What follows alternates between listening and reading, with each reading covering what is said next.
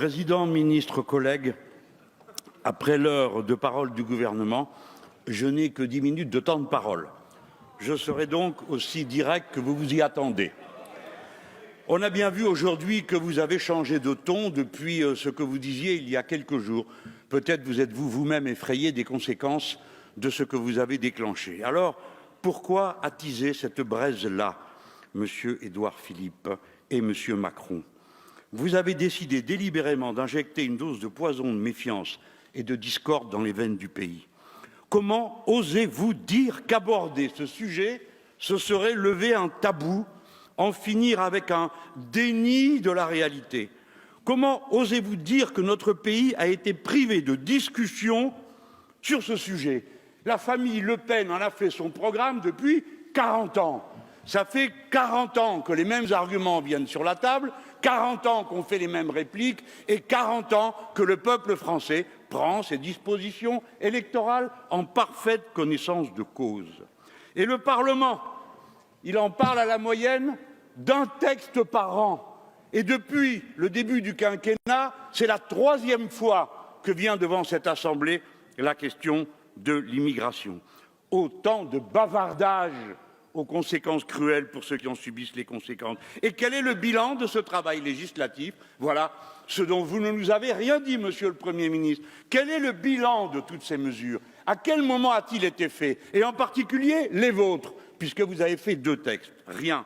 On ne le sait pas. Personne ne le saura. Alors, on peut quand même se poser la question, si vous y revenez, c'est que le bilan n'est pas bon, sinon vous n'y reviendriez pas. Et si vous avez été mauvais dans le passé, pourquoi seriez-vous bon dans l'avenir? En réalité, nous sommes convoqués pour fournir le décor d'une nouvelle opération de propagande dans une campagne électorale permanente. À mon avis, le pays mérite mieux. Comme vous avez échoué à faire rêver d'être milliardaire, comme en traversant la rue on ne trouve pas de boulot, et comme les grands débats à répétition saoulent, vous remettez en circulation le grand lien social de notre époque, le moment de buzz permanent, la peur et la méfiance. La peur de tout le monde et surtout de ce qui est différent et imprévu. Vous avez choisi de faire, que vous le vouliez ou non, de nouveau de la figure de l'immigré, celle du bouc émissaire des problèmes du pays. L'immigré plutôt que le financier qui pille notre pays, sur lequel vous ne dites rien. L'immigré plutôt que le fraudeur du fisc qui vole chaque année 80 à 100 milliards à ce pays. L'immigré plutôt que les corrompus qui ont bradé l'industrie du pays à l'étranger. Oui, parce que quand les riches et les puissants fuient l'impôt en comparant, ils le font en comparant les régimes fiscaux pour profiter de notre pays sans prendre leur part d'effort à son existence. Alors il se figure que les pauvres font pareil en comparant les régimes sociaux. Avec vous, les étrangers sont adulés s'ils viennent spéculer sur nos richesses, mais ils sont montrés du doigt s'ils viennent en produire par leur travail. Le pays mérite mieux. Vous nous égarez dans une direction absurde.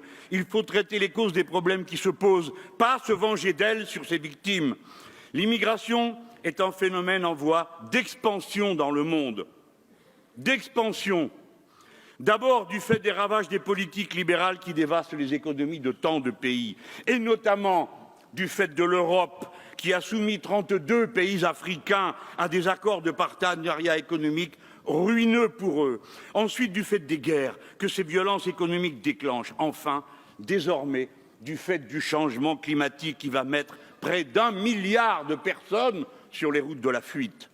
Pour l'instant, seuls 17% des migrants viennent vers l'Europe. Tout le reste se dilue dans l'espace des pays du Sud. C'est le moment maintenant de mettre au point les politiques qui inversent le phénomène. La question la plus urgente est que les gens puissent rester chez eux, car ils ne partent pas pour plaisir, ils partent contraints et forcés, faute d'avenir désirable sur place. Et vous, Monsieur Édouard Philippe, comme moi, si nous étions à leur place, nous en ferions autant pour nous-mêmes et pour nos enfants. C'est ce qu'ont fait 500 000 Grecs, 400 000 Espagnols devant la ruine de leur pays. Nous tournons le dos à ce défi lancé à la civilisation humaine dans son ensemble. Les gens doivent pouvoir rester chez eux, vivre et travailler au pays, disait-on il y a 30 ans de cela, quand on refusait les migrations entre régions françaises. Il faut relocaliser les productions, il faut avoir un bon usage des frontières. Les marchandises et les capitaux doivent circuler moins librement pour que les gens ne soient pas forcés d'entrer dans leur danse. Quel genre de mur allez-vous inventer pour vous prémunir du désir de chaque être humain d'améliorer son existence?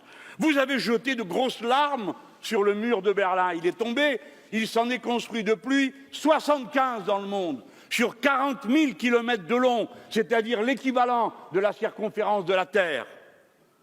Tout cela ne mène nulle part. Répondre à un défi nécessite d'abord un bon diagnostic. Le pays mérite mieux qu'un collage de fantasmes et des bricolages de technocrates. Les immigrés sont les victimes d'un ordre économique et géopolitique. Vous les montrez du doigt. Le dommage est plus étendu qu'il n'y paraît, Monsieur le Premier ministre. Un des ancêtres sur 4 de chacun d'entre nous vient de leur rang. Quand on stigmatise le nouvel arrivant, on stigmatise en même temps les millions d'entre nous qui sommes leurs enfants d'hier et qui sommes fiers de leurs sacrifices et de leurs efforts. Le président a osé dire que les milieux populaires n'avaient pas la chance qu'auraient les bourgeois de ne pas fréquenter les étrangers. C'est son vocabulaire, pas le mien. Le pays mérite mieux, car les bourgeois, figurez-vous, fréquentent aussi les étrangers. Mais ce ne sont pas les mêmes. Ils ne s'en rendent pas compte parce qu'ils appartiennent à la même classe sociale. Quant aux milieux populaires, ils ont été parqués de force aux mêmes endroits. Vous voulez mieux mélanger les populations, on y sera favorable. Mais dans l'intervalle, pourquoi stigmatiser ceux qui s'y trouvent?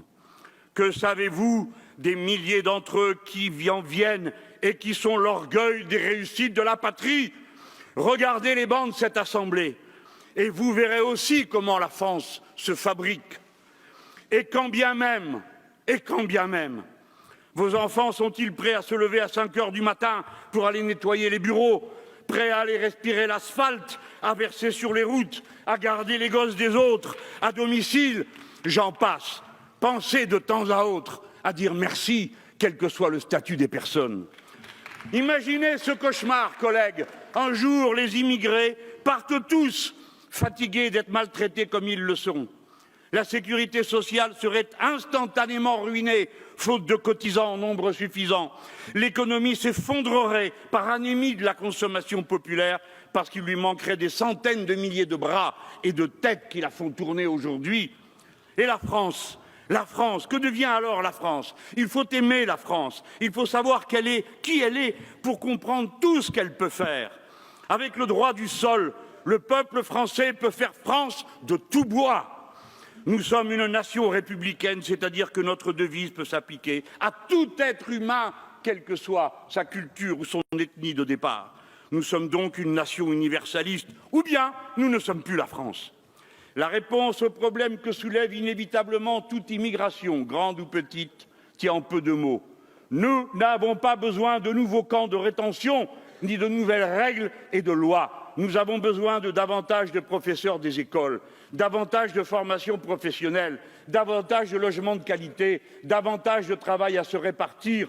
Nous avons besoin de milliers de bras et de têtes au travail, bien préparés pour réaliser l'immense transition écologique de l'agriculture, de l'industrie et pour affronter les conséquences du changement climatique désormais engagé.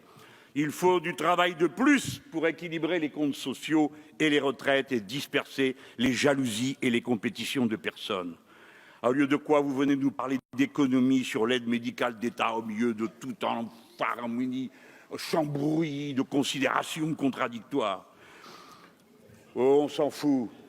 Mais oui, tout ça, vous picorez sur les bords pour à la fin reprendre dans l'assiette ce que vous avez donné aux gens. Car tout le monde sait comme nous combien les microbes ignorent absolument tout de la situation administrative des gens qui les transportent. Refuser de soigner un malade est un comportement humainement inacceptable, comme c'est aussi un comportement comptablement absurde. Mais si vous venez de dire le contraire, ne vous en cachez pas, vous vous dissimulez. Si on ne soigne pas les gens au départ des maladies, non seulement ils contaminent les autres, mais ensuite, quand ils arrivent à l'hôpital, leur situation et leur état est aggravé et alors ils coûtent 50% de plus cher qu'auparavant. Mieux vaudrait faire des économies ailleurs. Par exemple, en récupérant l'argent de la fraude sociale des entreprises qui coûte 7 à 9 milliards d'euros à la sécurité sociale. Intéressez-vous plutôt au travail détaché qui oblige des centaines de milliers de personnes à une vie d'esclavage. Le travail détaché qui engendre des milliers d'emplois perdus pour ceux qui vivent ici. Ce débat ne se conclut par aucun vote, aucune proposition. La France mérite mieux. Attention aux apprentis sorciers qui menacent de briser la matrice qui produit la patrie républicaine des Français en tapant sur le clou de l'immigration. J'appelle les millions de binationaux et les enfants de ces longues et belles histoires de vie commencées ailleurs, ceux de la première ou de la deuxième génération, à s'exprimer pour dire qu'ils en ont assez d'être la chair à canon électorale. La France est notre partie républicaine commune. Elle est le lieu de notre avenir en commun. Elle est à tous ceux qui la font vivre et qui l'aiment.